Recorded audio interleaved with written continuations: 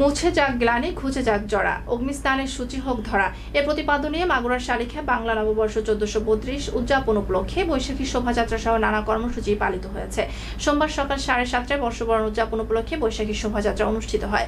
শোভাযাত্রাটি উপজেলা সদর আরপাড়া সরকারি আইডিয়াল হাই স্কুল মাঠ থেকে শুরু হয়ে উপজেলা আরপাড়া বাজারের প্রধান সড়ক প্রদক্ষিণ করে পুনরায় স্কুল মাঠ প্রাঙ্গণে এসে জাতীয় সঙ্গীত ও এসো হে বৈশাখ গানটি দিয়ে দিবসের কর্মসূচির শুভ সূচনা হয়।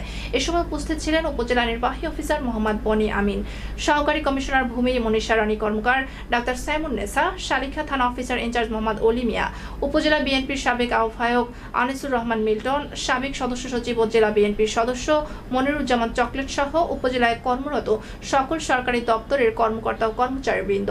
শোভাযাত্রা শেষে মনোজ্ঞ সাংস্কৃতিক অনুষ্ঠান, পুরস্কার বিতরণ, গ্রামীণ ঐতিহ্য, লাঠি খেলা, হাডুডু খেলা, বানর খেলা, সাপ খেলা এবং কলা গাছে ওঠা প্রতিযোগিতা অনুষ্ঠিত হয়।